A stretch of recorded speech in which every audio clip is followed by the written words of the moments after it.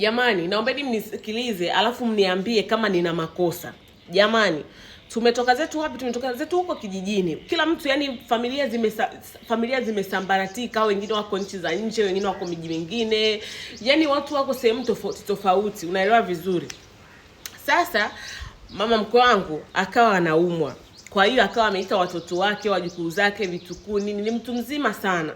Akawa yani anaumwa, watu wakawa wanajua anakufa, mwenyewe alijua anakufa, kwa hiyo akawa ameita familia yake ije kwa ajili ya kuja kuja kuaga. Basi watu wamekuja, yani watu wamekuja wengi mno.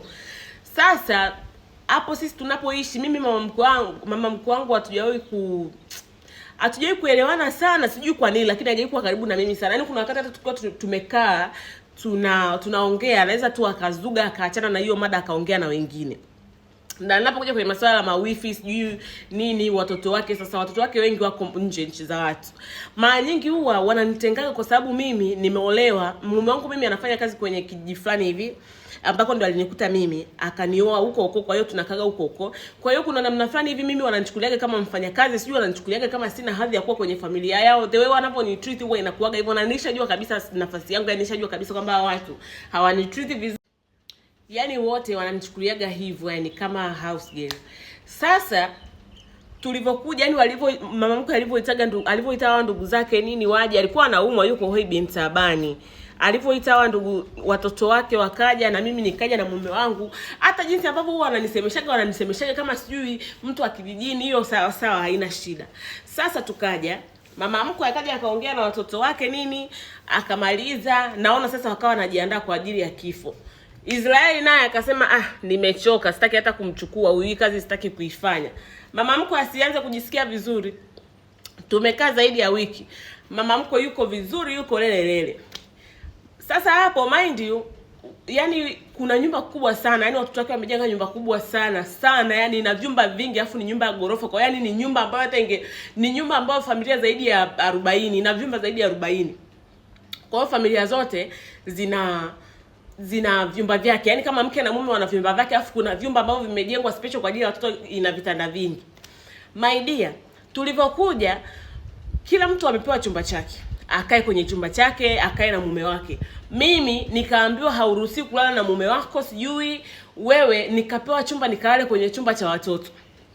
Na sio tu kulala kwenye chumba cha watoto. Hao watoto kuna watoto wengine ni wadogo wa miaka 2, 3, mwaka mmoja, sijui miezi mingapi, wote wanawekwa kwenye vile vyumba.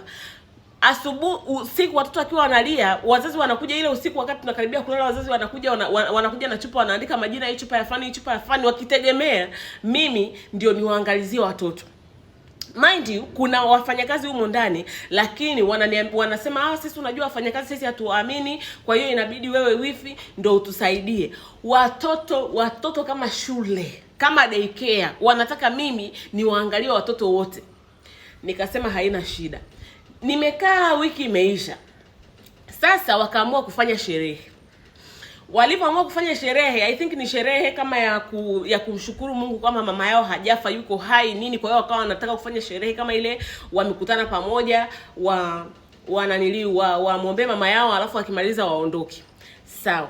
Sherehe haikufanyika hapa nyumbani. Sherehe ilikuwa imefanyika wapi? Ukumbini.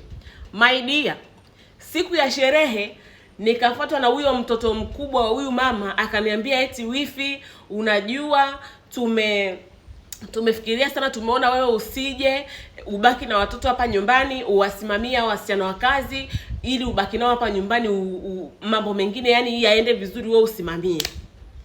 Nikasema okay, wote mmekuja, kuna wasichana wa kazi na wengine wamekuja na wasichana wao. Hawataki, wanataka mimi nibaki nyumbani na watoto, mimi nikae niwaangalie nini hivyo. Basi wakawa wameondoka. Kuna watoto zaidi ya 40 my dear. Kuna watoto wengi. Sasa wasichana wakawa wanajitahidi, wanafanya.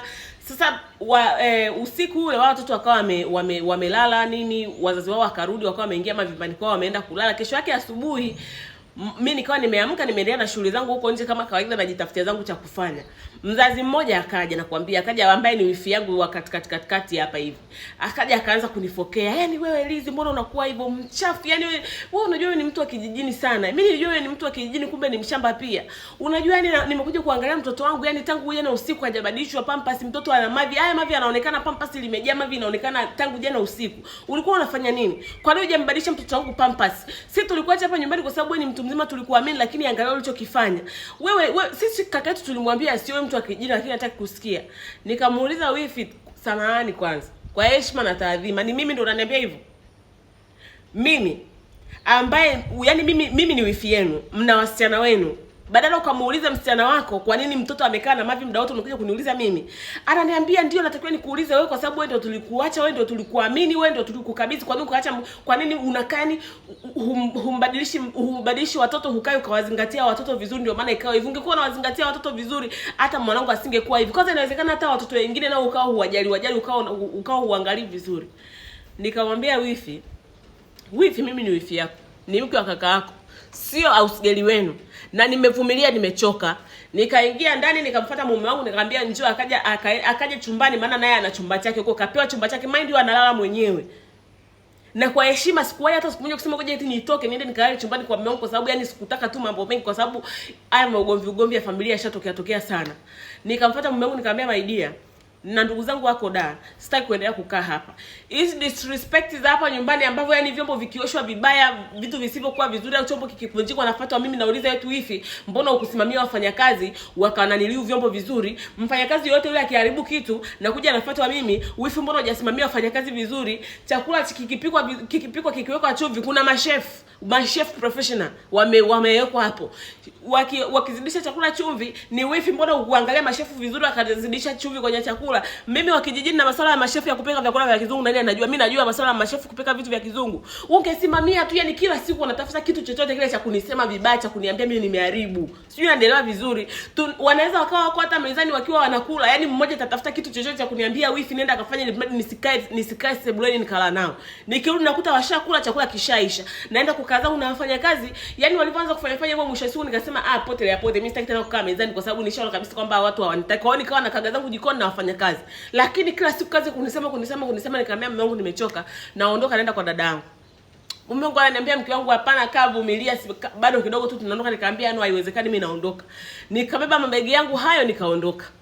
Wakaunga group WhatsApp na kuambia, wananiambia sina adabu, sina heshima, nimewa disrespect, sijui hiyo ni familia ya mume, nilitakiwa nivumilie kila kitu, hakuna shida, kimepanda kimeshuka. Nikauliza wakamwona wako wangapi? Wajukuu wako wangapi? Watu wako wangapi? Wafanyakazi wako wangapi? Mashefu wako wangapi? Lakini kila siku ni mimi nasema tu, kila siku mimi nasema. Nyie mmekuja kwa ajili ya kuja kustarehe, kuja kumwangalia mama yenu, kuja kutembelea ndugu zenu, kuja kupiga story na kuongea, lakini mimi nimekuja kwenye familia kwa ajili ya kusemwa. My friend, nikawaambia samanini sana, mimi sijaolewa na nyie, nimeolewa na mume wangu ambaye ni fulani. Yeye ndo atakaye niambia kwamba nimekosea au sijakosea, na mimi sio mfanyakazi wa familia yenu. Sikuolewa ili nije niwafanyie nyie kazi, nije kuwa mfanyakazi, nije kuwa mpishi. Nimeolewa na kaka yenu. Nikamtumia message mume wangu nikamwambia please, kama unaona labda nimekosea au labda kuna shida yoyote ambayo unaona kwamba mimi nimefanya kitu kibaya, niambie, na kama unaungana na ndugu zako niambie nijue moja. Mume wangu ananiambia hapana, mke wangu samahani, ngoja tumalize tu mambo tunayomalizia afu tuondoke twende nyumbani. Nikamwambia sawa. Nikaleta kwenye lile group, wakaanza kunitumia message moja baada ya mwingine. My friend, dadangu mimi mume wake ni mtu wa IT. Akaniambia leta hiyo simu yako, nikampa simu. Sijawahi kupokea tena message kutoka kwa mtu yoyote kwenye ile familia mpaka leo. Najua tu kwa bado ananisema vibaya, na bado hapa hatujaondoka. Bado tuko huku da. Najua bado wanaendelea kunisema vibaya, lakini sijali. Nimeona je niwasimulie hapa, niwaulize ndugu zangu, nyie mnaona nimefanya kitu nimekosea?